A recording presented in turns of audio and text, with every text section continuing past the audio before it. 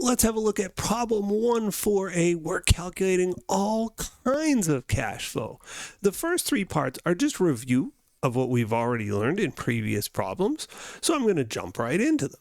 So the question gives us financial statements, an income statement, and a comparative balance sheet, and it says compute OCF, operating cash flow. Okay, we're going to learn so many different ways to calculate this during the course, but the way we introduce in chapter 1 is one of the more simple and straightforward. It says we start with EBIT, and this is going back to problem 1.1, so you can flip back to that if you want a more detailed explanation here, but we start with EBIT, which is 350. We add back the depreciation because, of course, depreciation is included in EBIT, but it doesn't involve cash. So we're going to add back 100,000. And then we deduct interest. Or not interest, pardon me. We deduct taxes. What was I thinking? Deduct income taxes. So I'm going to minus 85,000. And remember what we're calculating. Operating cash flow is the cash flow generated by the day-to-day business of the company. I got a cough. I'm going to mute my mic for half a second. That's better. Okay, so let's sum these up. 350 plus 100, that's 450 minus 85. Oh dear. I'm going to have to use my calculator. 350 plus 100 minus 85. 365. That's our operating cash flow. The day-to-day business of our company has generated 365 grand in positive cash flow. It's possible this could be negative. Like we could have negative EBIT. That's very possible, but in this case it was positive, and that's what you're hoping for if you're certainly running your own business, unless you're some sort of weird tech startup that's burning money initially. You want generally to see positive operating cash flows out of a business. Okay, so there we are. We've generated 365 grand in operating cash flow. What about capital spending? How have we used that money? Well, one way we might use our money is to buy assets, right? And so this has us analyzing the change in net fixed assets. I always tell myself the story of net fixed assets. You can see it started at 550, ended at 600. Well, it started at 550, but it would have gone down by the amount of the depreciation. So if I had 550 and I depreciated them for 100 grand, I should be sitting at 450 to end the year, right? Just math of it says I'd be at 450 if I didn't buy anything new. But I'm at 600. How did I get from 450 to 600? I bought a bunch of new assets. How many new assets did I buy? 150, right? Just the difference there. That is our net capital spending. All right, on to the next. Cash flows from the change in working capital.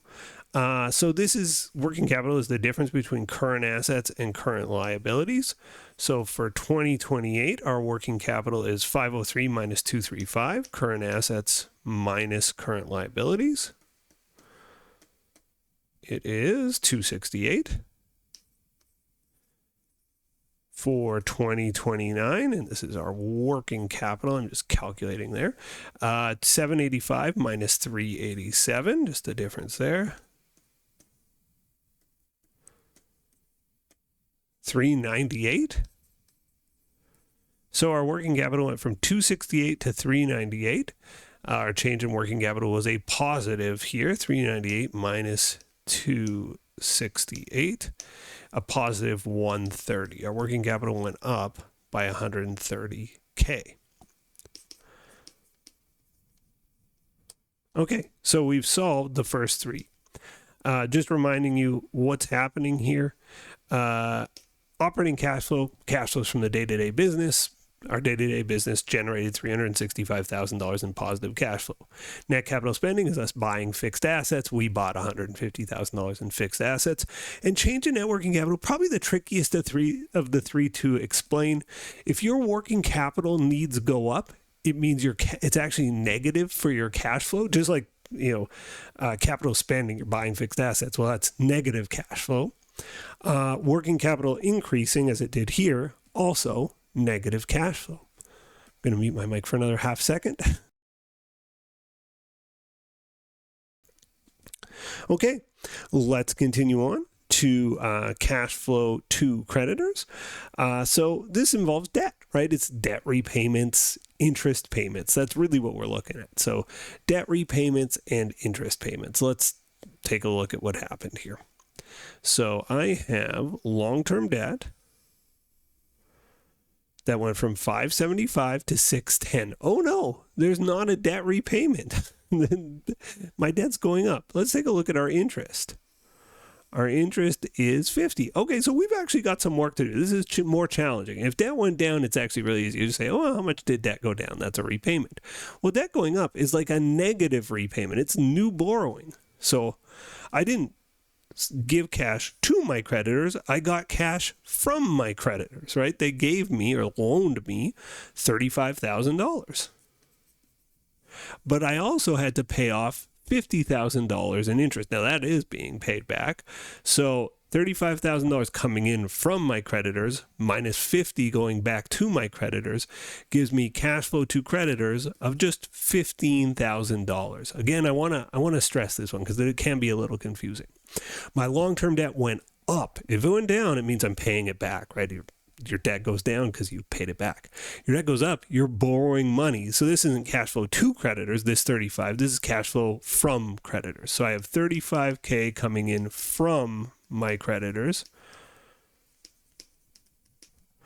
I have $50K to my creditors. So this one is like a plus cash, right? They're giving me 35. The 50 is minus cash. I'm paying them 50. So on net, 15K to creditors. And that's what we were asked to solve for, cash flow to creditors. So that one could be a little confusing, I suspect. Let's do cash flow to stockholders and see what happened here. Our common shares, so shareholders' equity accounts here are the relevant ones. Our common shares, paid in surplus, and dividends. So common shares went up by 10 grand, paid in surplus by 30. That's money coming from my shareholders. So on total, that's 40K from shareholders. 110K goes to the shareholders in the form of a dividend. So on net, 110K in dividends to shareholders. And then there's 40K in investments from shareholders. And the idea there again is common shares goes up and paid in surplus goes up because shareholders are contributing money into the company. So on net, I paid 110 out in the form of dividends, 40K came in from them in the form of investments. On net, 70K went out to shareholders in total. Okay, so our cash flow to stockholders is $70,000. Okay, so the final piece of the pie, maybe I'll take a bit of a step back here. So in calculating cash flow to creditors, it's just about the change in debt and the interest, right? If there's more debt, it means we're taking money from our creditors. If there's less debt, we're paying off our creditors, and then you add interest to that to figure out cash flow to creditors. For stockholders, it's all about common shares, and in this case, paid in surplus. The changes there track with investments from our shareholders, and dividends are also the other way you might pay shareholders or stockholders. So there we have it. We've solved E. Let's move on to F. Show how OCF, net capital spending, and change in working capital are related to cash flow to creditors and cash flow from or to stockholders. Okay, so I want to go back to like one of the first slides we showed this chapter, and we sort of said corporate finance is obsessed with cash flow. It is, and we got to manipulate or move cash flow from our accounting financial statements to get figures that are useful in corporate finance. So that's just what we're doing here. Okay, so let's actually use this first sort of set of formulas, and we'll figure out our cash flow from assets. It wasn't asked specifically, but that's sort of what this question is driving to. You wouldn't know that your first time through, though. Our cash flow to creditors, we calculated down here, of 15, and stockholders is 70. So 15K, 70K, and that's just what we calculated. So our cash flow from assets is $85,000. So again, a really important number in finance is just cash flow from assets. It's just a useful number for a lot of our calculations later on in the course. So there we have it. We figured out our cash flow from assets. Now let's sort of show how that's related to those other three numbers we calculated. So we had operating cash flows of $365. This is positive cash flow for the company. We had capital spending of $150. Well, spending, it's on the name there. That's $150 negative to the company's cash flow. And we had said working capital changing by $130, going up by $130 is also bad for cash flow. It means more money tied up in working capital. This is not good for cash flow. So 365 minus 150 minus 130. And I end up on 85. So I combine all three of those, I get $85,000. And if I scroll back up, you can see I got $85,000 up there, $85,000 down here. These match. That's the idea. And so there are some, I think, tricky corporate finance problems where they'll give you like all but one of these, and you have to be able to say, oh, I know these combine to get cash flow from assets, and then I can solve for the missing variable on one side of the equation or the other. I think that's a little bit tricky, but it certainly is a plausible type of question. I think this way of asking is more reasonable, though. So show how OCF, net capital spending, and change in working capital, the answers from A to C are related to the answers D to E. The answer is they both combine, A, B, C, D, or A, B, C. You combine those answers, you get cash flow from assets. D and E, you combine, I think I got these back. No, that's right. D and E, you combine the answers to also get cash flow from assets. That's the idea of that final piece. Just wanted to show how they all kind of come together. All right, I hope this video helped. I hope it helped things come together for you a little bit. And if it did, I hope you'll give me a thumbs up. Thanks for watching. See you in the next video. Bye-bye.